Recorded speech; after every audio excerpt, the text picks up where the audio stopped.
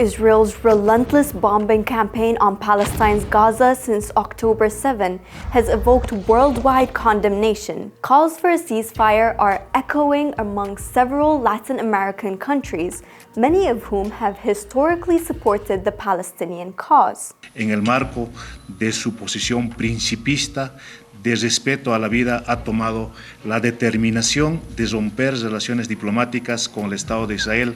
On October 31, Bolivia became the first country to sever diplomatic ties with Tel Aviv over Israel's aggressive and disproportionate military offensive taking place in the Gaza Strip.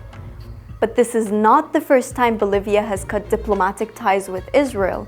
In 2009, during Evo Morales' presidency, the country broke relations with Tel Aviv due to Israel's ground invasion of Gaza.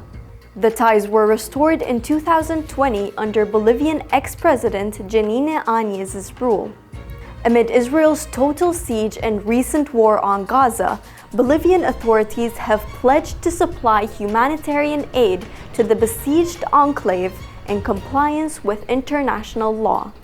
Previously, the country's foreign ministry had criticized the UN over its inaction in response to Gaza's worsening humanitarian crisis. After Bolivia, 3 Latin American countries scaled back their diplomatic ties with Israel and recalled their ambassadors from Tel Aviv. Chilean President Gabriel Boric called Israel's attacks on Gaza unacceptable violations of international humanitarian law and a collective punishment of the Palestinian civilian population in Gaza.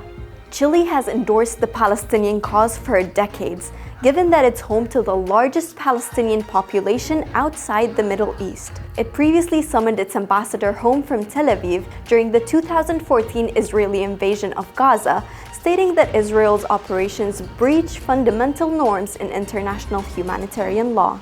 Colombian President Gustavo Petro has also decried the massacre of the Palestinian people and likened Israel's actions to that of Nazis.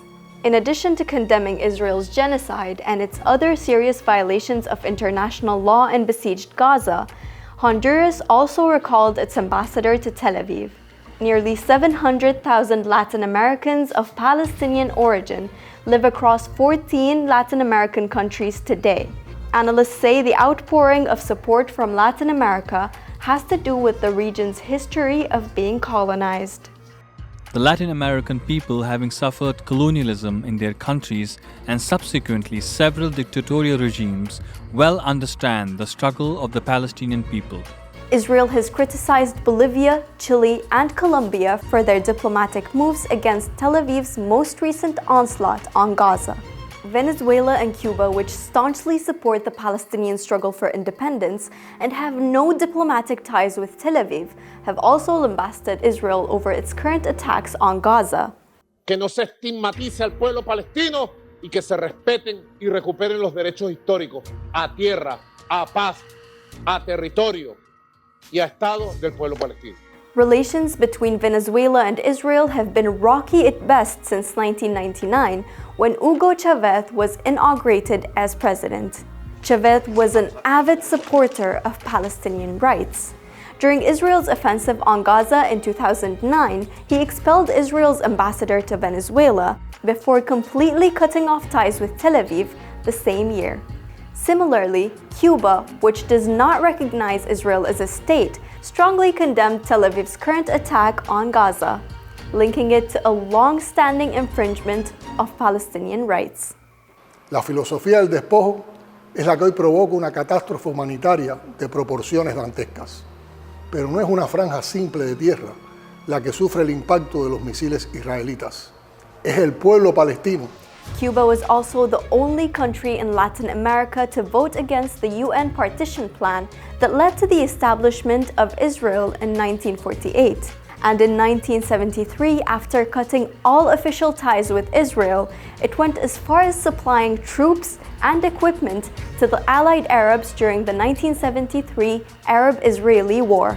Other large Latin American countries have also condemned Israel following its attacks on the Jabalia refugee camp, further widening the diplomatic rift between the region and Tel Aviv.